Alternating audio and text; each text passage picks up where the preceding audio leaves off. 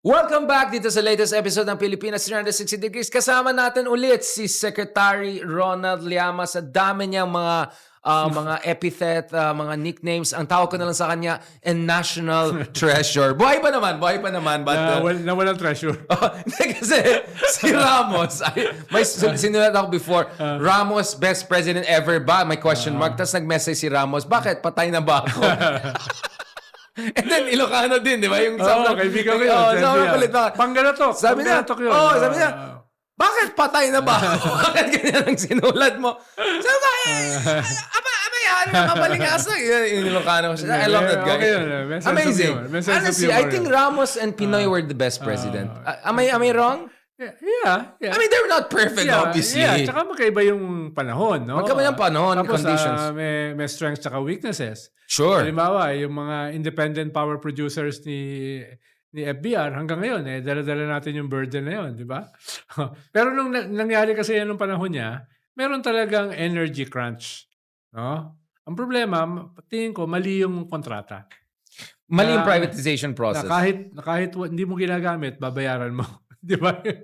But something really went wrong during that time. But I'll tell you what, sir. There's one thing that I learned from the Ramos episode. I don't know, was it his former national security advisor? Someone said something like, I won't name names na, para durugin yung mga oligarchs na ayaw mag-open up, they had to use Intel. Basically say, if you don't open up, we're gonna... Hindi, makakuha niya. Ang model kasi magaling siya sa ganyan. Ang model niya noon, tiger economy. Yeah. No? Kaya aggressive Siyempre, dapat.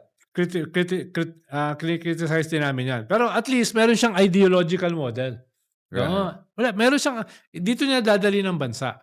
At yung tatlo niya cornerstone ay deregulation, privatization, liberalization. Na tayo ay critic nun. Neoliberalism, No, basically. Yeah. pero for him, it's an ideological project.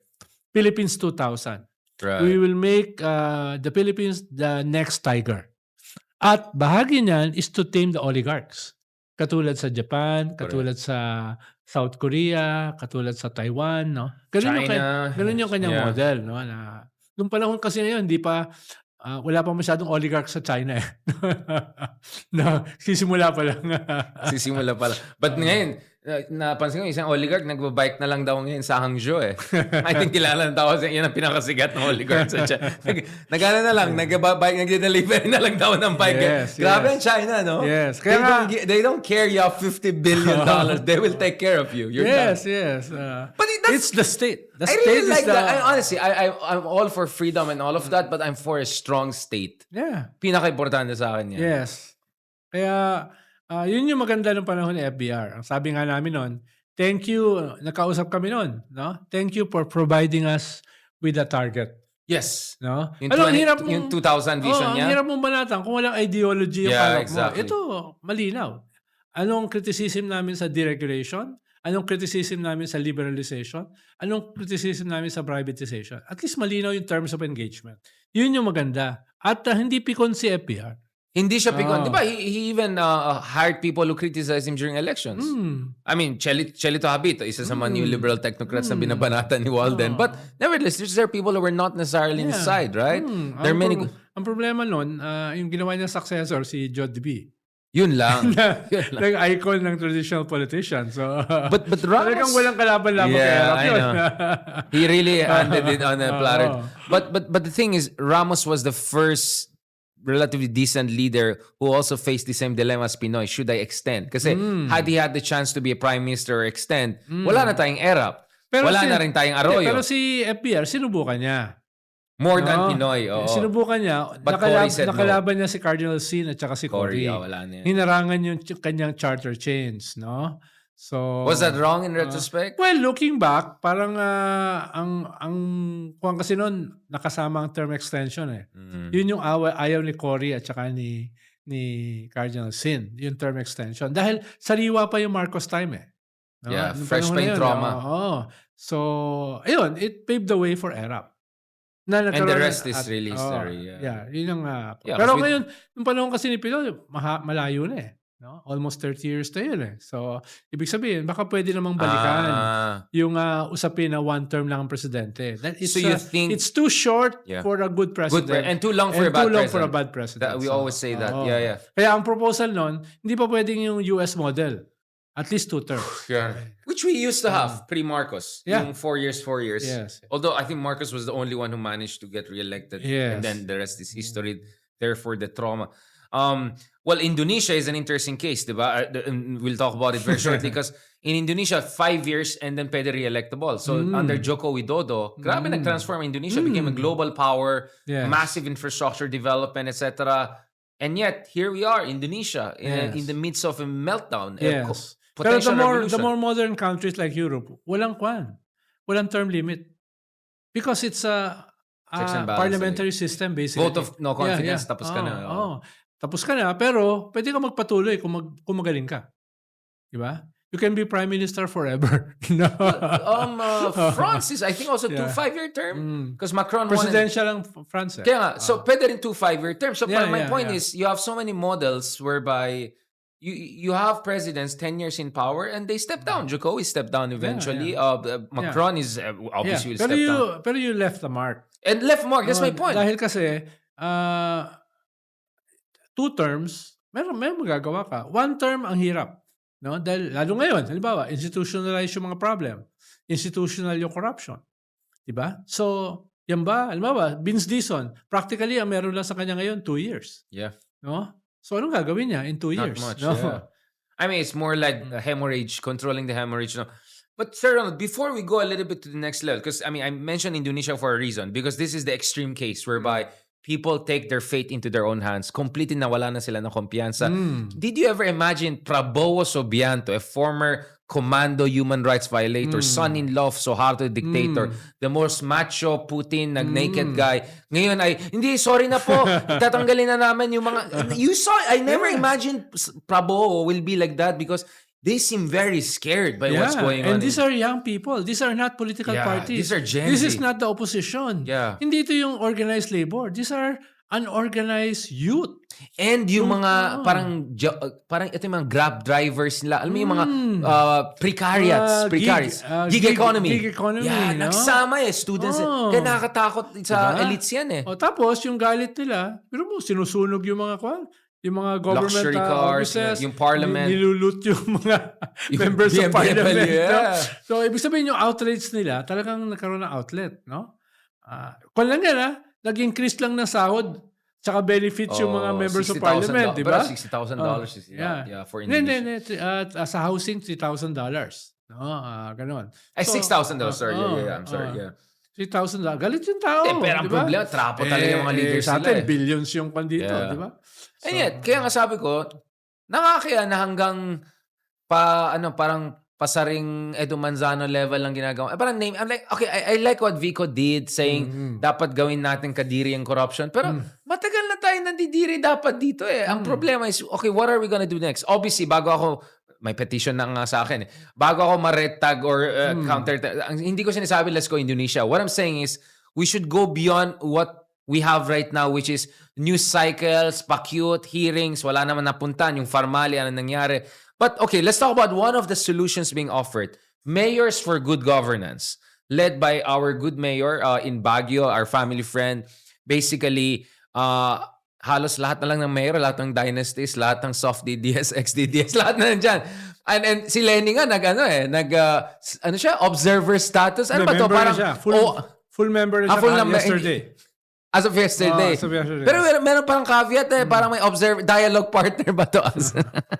Okay, let's talk about this. Because Magalong is positioning his movement as the way to shake things up. Short of another coup, an Indonesian insurrection, or total breakdown in our fiscal situation. What do you think about it? Well, The good, the bad, the ugly. Yeah, maganda yan eh. Dahil very compelling yung message. Very compelling, yeah. Pero dapat, yung organisasyon or yung movement, mas maging circumspect. Huwag sila basta-basta magpapasok ng kahit sino. Sino-sino, yeah. Dapat i-double, triple check nila. Ano bang track record nito? Ito ba ay dynasty? Ito ba ay may kaso? No? Ito ba ay katanggap-tanggap? sa kanyang constituency, Right. et cetera, et cetera. Baka yung iba ron, at least yung nakita ko ay merong mga hindi Nice. bagay Yeah, dun sa grupo, no? Hindi icons of good governance, no? Pero nakikita ko diyan, hindi naman yung papunta sa isang RevGov, no? Ang gusto lang nila i-maximize yung landscape sa kasalukuyan na merong emerging disenchantment dito sa mga nangyayari, lalo na sa corruption sa flood control, which is but the tip of the iceberg, no? Pero tingin ko ay ang Wait. You're saying $9.5 billion is just tip of the iceberg because, we're only talking about flood control. What about the bridges, the roads, the buildings? Like, ang dami pa, di ba? the bills, The no? bill, like, dami, yeah. So, Insertions right and di left. ba, Yeah. pinag-uusapan mo yung insertions, which is about 370 billion. Pero, paano yung NEP na padded na? Right. No? Correct. Tingin ko, baka at least 1 trillion dyan, padded na. No? So, yan yung problema sa isang institutionalized system of corruption. No? Hindi pa natin binibilang dyan yung incompetence, yung inefficiency, Yeah, yung just stupidity, kapalpakan. no? Yeah. Na medyo, marami sa din. gobyerno, no? Ang daming leakage, hindi lang corruption, kundi stupidity, no? Yeah. Oo. So, Speaking of stupidity, I mean, Sara Duterte, our genius vice president, she had advice on flood control, di ba? Meron siyang advice, sabi niya, dahil parati siya bumibisita all around the world, she knows the best practices daw. Wow, I'm So impressed. she was giving advice to the government for free, Nagpaparinig siya. At sabi niya, Amazing. katulad ng ginagawa namin sa Davao. Kamusta pala yung flood control sa Davao, sir? Kakawalat lang ngayon ni Senator Ping Lacson. No? Paano ma-absorb ng isang maliit na distrito ang 51 billion? Right. Pesos. Kanina nakikinig ka, narinig ko. Yan, di ba? Yun. Yan, binalata rin na ngayon. No? Kaso, siya lang yata yung bumanat. Paano yung mga ibang mga senador?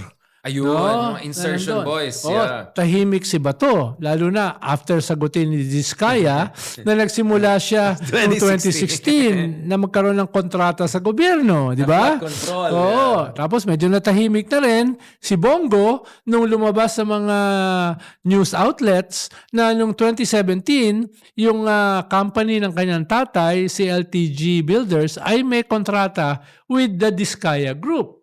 So, yun ang nakikita natin ngayon dito, no? So, yung mga napaka self-righteous na mga senador na banat ng banat, nakakadiri kayo, no? 'Di ba? Ngayon parang bumabalik sa kanila yung kanilang kinakadirian, no?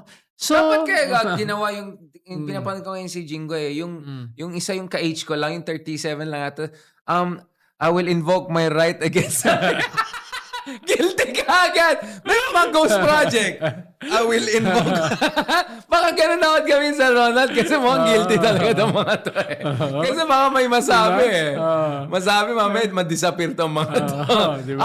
Meron kami project sa Davao, dami nga ghost. Hindi, siguro nakita niya si Diskaya. Salita ng salita. Palubog ng palubog sa sariling kumuloy. Kaya nag-invoke na lang siya. Guilty.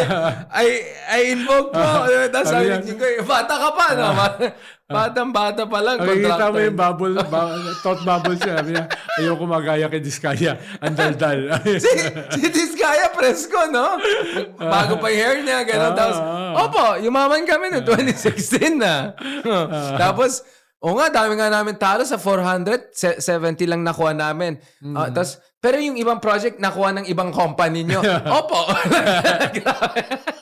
Wala ka ng takas yan eh. Like, palubog talaga ng palubog. Yun po, yung more than 40 luxury cars, 28 lang po ang sa amin. Tsaka, So, ano yung iba? Ay, sa company namin. tapos yung 28, hinahati ng anak nila na 4. Kasi kailangan nila mag-rotate naman everyday. Nakakaya naman. Everyday. Katulad natin, sir, para isa lang car natin everyday. Nakakaya naman, sir. May coding kasi. Ay, oo. May pala. coding. Pero hindi naman tayo sumusunod. Tapos yung sasakyan mo sa umaga, dapat iba sa Ay, oo. hapon. Dapat iba rin sa gabi. At pag umulan, kunin mo yung may umbrella Yung na may may Hermes. payong. Wait. Diba? Pakilabas yung umbrella. Actually, nakabili ako sa Green Hills na umbrella ng Hermes. By the way, yung Chevrolet ay nag-offer ng free umbrella with every unit you buy right now, Sir Ronald. Inggit ka lang kasi, Baka Richard. Yun ang problema sa'yo. Hindi lang ako inggit. Talagang, hindi kasi ako mayaman, Sir Ronald. Kaya sabi ni Attorney Jez Falsi, sabi niya, sabi ko kay Jez Falsi, 40 cars! 4 na Rolls-Royce. Why would you get 4 Royces? Sabi, Richard, di ka kasi mayaman. Iba yung Rolls-Royce na may pangpalamig ng champagne. Iba yung Rolls-Royce na may Hermes leather. Iba yung Rolls-Royce na may umbrella. Each of them may different ano sila sa... Kaya nga ikaw ay isang political analyst lang na mapagpanggap. Sabi ng isang senador. Kaya totoo naman yung sinasabi niya. Kaya huwag ka na mag-aspire. No? Hindi. In fairness, sabi niya, nagpapanggap ako ng political analyst. Hindi niya sinabi nagpapanggap ako. Kasi alam naman nila, mas stylish ako sa kanya. Advocate ka raw eh. Advocate. Insulto naman sa mga Sir advocates. Ronald. Katulad namin. Oo. At saka, Sir Ronald, Kami advocates talaga. ako kasi public intellectual so medyo andun pa tayo. But Sir Ronald, speaking of this mayor for good governance thing, ako in defense of our mayor, obviously I'm not happy na he's parang silent siya sa lahat ng ginawa ng parang formally, okay? And on the record, both on my show and yung kabilang channel na paborito mo, he said openly, parang may utang na loob ako sa mga Duterte dahil tinulungan yung Baguio nung pandemic time. Totoo naman kasi wala naman Hindi, kami. okay naman yung utang na loob na yun. Pero mas may utang na loob ka sa bayan. Sa bayan, exactly. Yun nga yung point ko. Nag-smile naman siya. Actually, in a sense na parang nakita niya yung criticism. Pero ako naman, parang... Pero ang paliwanag kasi niya, hindi problema ni Digong. Problema ng mga tao niya. Yun yung kanyang paliwanag. Oh, he says all the time the same thing, which I don't buy also. Wala bang command responsibility yan? Tama. At hindi rin kasalanan ni Bongo rin? Saka hindi ako naniniwala. Sino ba yung mga tao na yan? Kung hindi rin Bongo, hindi rin si Digong, sino na lang natira? Lalo na sa Harry isang Roque? Duterte government na napaka-strong ng presidente mo. Yeah. Hindi pwedeng hindi niya alam yan. At the very least, You have to meron clear siyang it. blessing. Sabi niya, yung tokhang ay implementation ng may problema. Come on, no? Come on. Yung implementation. Yeah, medyo apologist ang dating. Sayang nga. But, well, of course, the other criticism is that baka nahirapan siya because wala masyadong big infra project sa Baguio. Maybe this is his way to, be there. But ako naman, again, well, due respect to our good mayor, he credited me on the record na actually, I recommended back in 2019, people can check that, yung magsama sila ni Vico and other good mayors, parang basically at the LGU level, bottom up, diba? And he said naman, thankful siya na I kind of pushed for that idea. So what about him working with Vico and now Lenny? Isn't that a good thing? So we might criticize Magalang for being a bit silent on Digong time, but can't they create some sort of balance? In fact, Vico is now like the Ronald Llamas of fiscalizing, right? Meron siyang banat.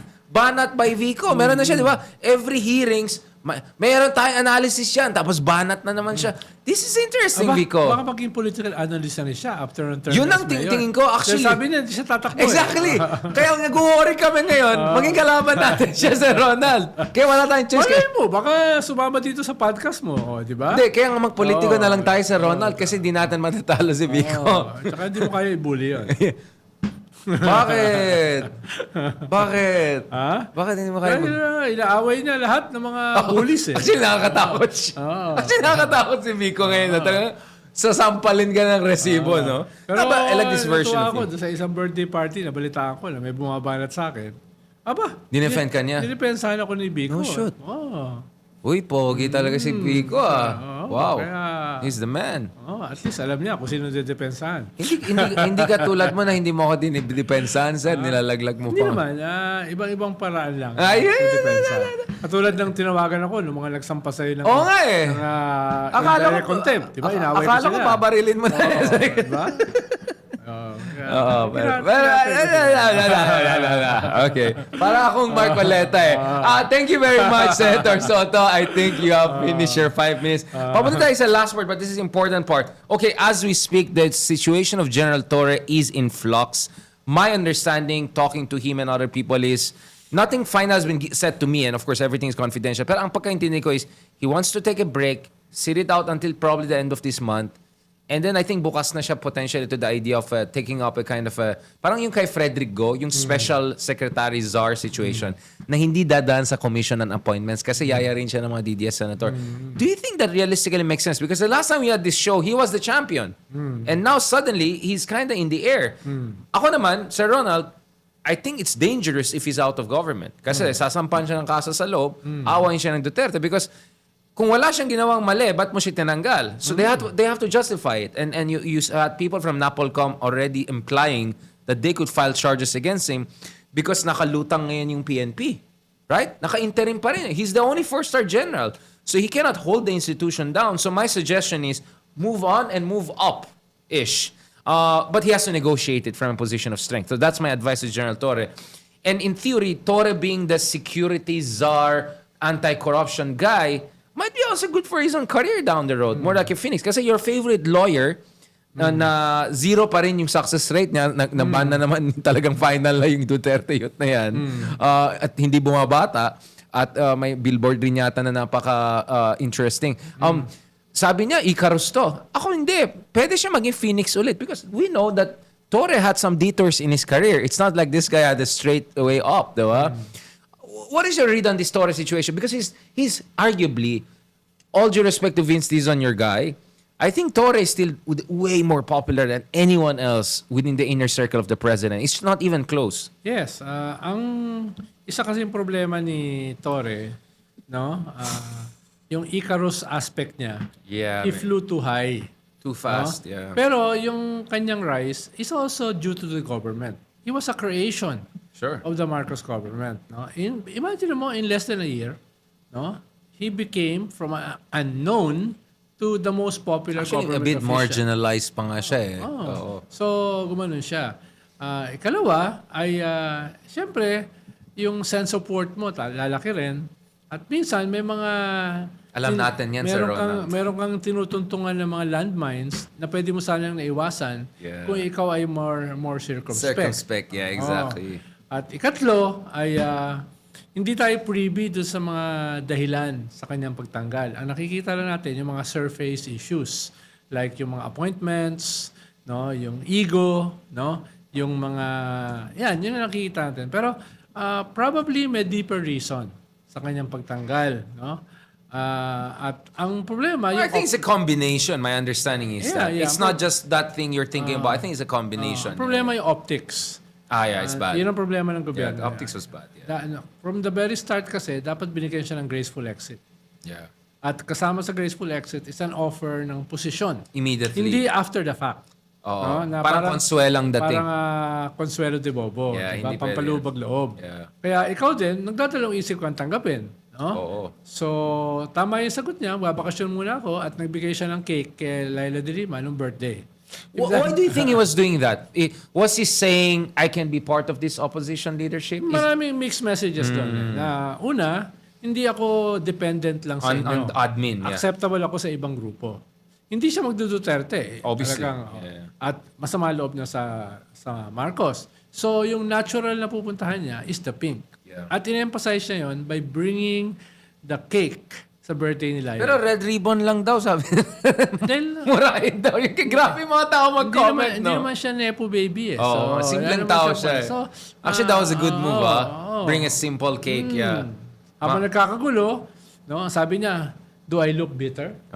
Di ba? So, mas maganda yung kanyang optics. Kaya and he had a statement the other day. Ang ganda ng statement niya na you don't need to pity me. I'm perfectly fine. I'm still at the pleasure of the president. And then interestingly, sinabi niya, instead of parang worrying about me, parang let's worry about yung mga apektado sa flood.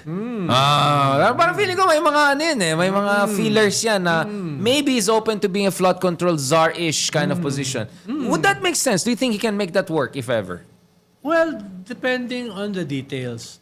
So what kind of detail he should negotiate? Halimbawa, what kind of mandate? Naalala ko lang nung si Senator Ping Lacson naging disaster czar. No? Ay medyo kulang yung powers. Right. Mas coordinative, mas investigative, no? Ito kasi kung bibigyan ka ng halimbawa, yung disaster czar, dapat action. Yung budget kontrolado mo ng mga departments involved sa disaster. Dapat meron kang konting judicial power. Correct. Na para kasuhan Mandato, yung mga hindi nagdi-deliver o yung mga corrupt o yung may anomalous contract. So hindi Mickey Mouse office. So ganun. Katulad ni, I forgot his name, the disaster czar sa Indonesia. After the tsunami. Right. All-powerful yung position na yun. That's medyo a good hindi model. ganun na nangyari kay Kwan. Good point. So kung bibigyan ng ganyang position Dapat ganun. si Torre, dapat ganun. Galing. That's a good point. Very powerful. Ako kasi at Frederick Goy in mind, di ba? Kasi si Frederick Goy is yung parang super economic czar. Pero mas parang oversight yun eh. Parang advisory Not good enough for you. Wala siyang department. siguro meron siyang small Pero office. protege niya yung Oo. DTI yata, di ba? Well, in the real world, no, baliwala yung protege. Yeah. Mahalaga, May meron sariling kang utak kapangyarihan. At bahagi ng kapangyarihan is the budget. Diba? Kung wala kang control sa budget, kulang ka sa kapangyarihan or wala kang kapangyarihan. Dapat may ganong component si... Or why? Or okay, what if it's Pero ang problema kasi, kaka-appoint lang ni Vince. Ang gusto ni Vince, ako muna ito. Yun nga eh. Maglalagay ka ng... Akala ko ba trabaho ko to? Right. So magbanggaan sila. Bakit ibibigay mo sa iba? Ayun nga. Yeah. Diba? So, mag-react naman si Vince. Silang dalawa ang pinaka-popular sa gobyerno. Correct. Pag-aawayin mo pa. Diba? Hindi why maganda not yun. join forces? Hindi Hindi maganda pwede. Mag-join forces. Okay lang yun. Kaya nga sabi ko, the devil is in the details. Kaya nga, I'm asking you, what devil should be there? Well, What devil? Kaya nga, we're asking about the devil na. Okay, what is the devil we want? Halimbawa, ay nandyan si Torre, pero dapat nandyan din si Vince. Work sila together. Nandyan din si And they feed off on each other's popularity. Yeah. Ikalawa, dagdagan mo ng mga tao na credible. Heidi Mendoza, no? Right. Na galing sa COA, di ba?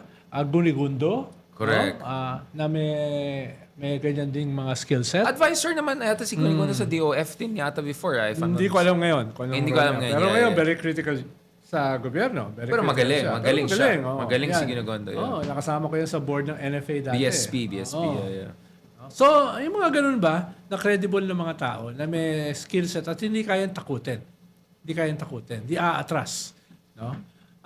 Ngayon, hindi ko sigurado kung ano yung arrangement between the Secretary ng Public Works tapos yung investigative body para sa flood control. Hindi ko alam kung ano yung interaction yan. No? What if, again, we're just thinking out Parang loud. kung kukunin niya ni Torre, ay gagawin niya dyan ay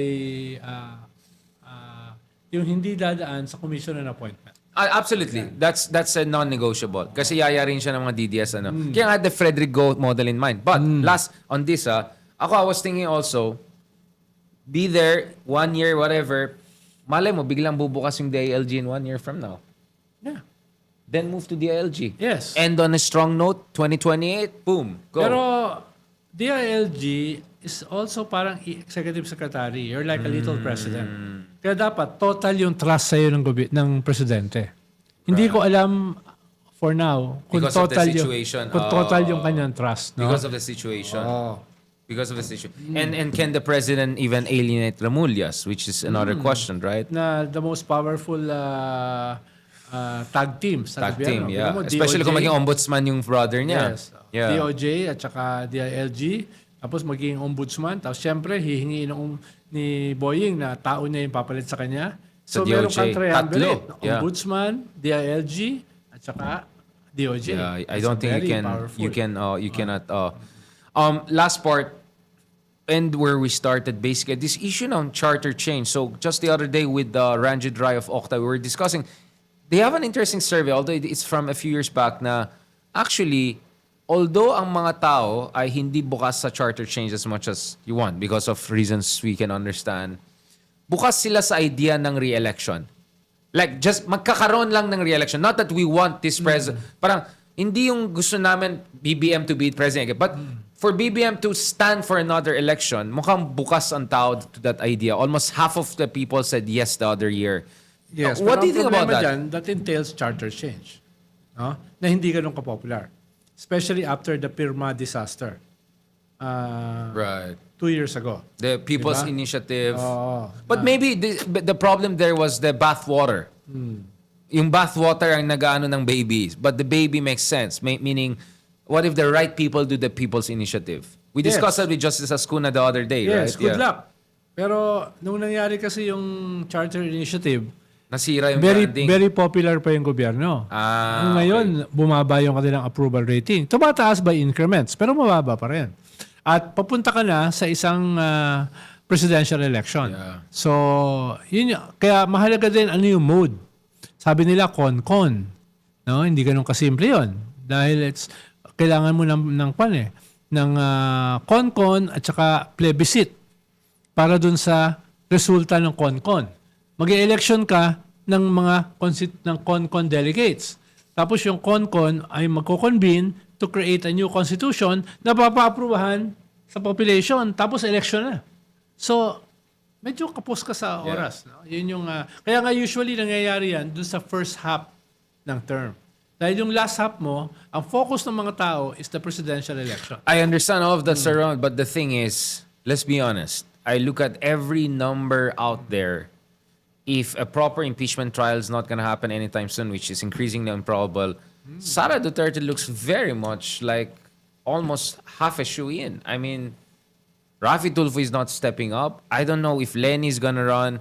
Bam will try to make his move, pero yung sinasabi ni Bam na dumadami kami, was he referring to the majority of chiefs sa Senate? Like, and then yung mayors for good governance, I don't know what's their plan. Marami Well, masyadong... you still have a lot of possible moving parts. No? One are the congressional hearings. Bukas yung TRICOM tsaka Quadcom. TRICOM actually. No? TRICOM na lang siya. Yeah. Ikalawa ay meron kang bagong ombudsman who can file charges. Kahit Game hindi, changer, kahit yeah. hindi makulong yung vice president, charges can be filed against her. At pwedeng buksan yung kanyang bank accounts. Na sana ay gagawin sa isang impeachment process. Ikatlo, a people's tribunal. A people's impeachment. No, na basically grassroots. Yung makukuha mong mga evidence sa Quadcom, sa ombudsman, pwede mo doon isalang. Tapos yung ikaapat, still in play, ay yung ICC. No? Almost sure, si Bato at saka si Albayalde, i-issue ng international warrant. That will entail, that may catalyze another moment na hindi na weaponized ng gobyerno before nung So there's a inaresta. second chance to put things together. Yes. Yeah. Tapos kung ididikit-dikit mo yung apat na yan, plus. It could create that effect, then multiplier effect. you can catalyze something.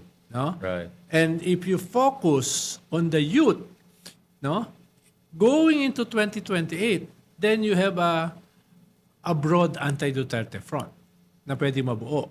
No?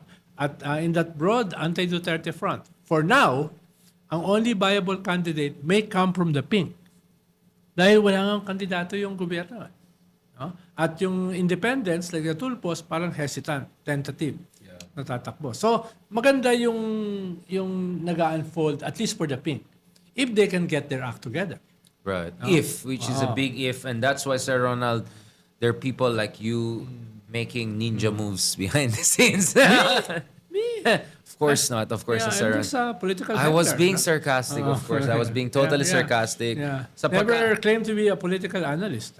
But in fairness, you were very behaved today. Wala kang, I gave you some opening to attack some people. You didn't do that. I'm very impressed by that. I'm good. Is there a truce? I'm good, Is there a I'm good. ceasefire agreement I'm not aware of, Sir Wala Ronald? naman.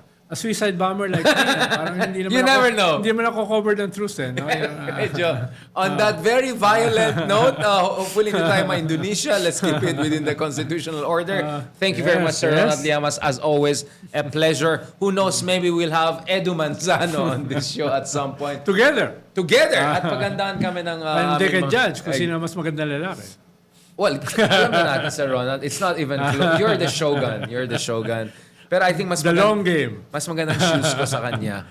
Ferragamo lang siya. On that note, thank you very much for joining us for this latest, very polite, very amazing, such good English conversation with Secretary Ronald Llamas. Abangan nyo sa susunod na episode. Explainers naman tayo dahil marami tayong pag-usapan, mga budol ng Duterte, mga alignments and realignments, at good luck na lang sa atin if the worst thing happens that some people fear. Anyway, joking aside, thank you so much for joining us for this latest episode ng Pilipinas 360 Degrees.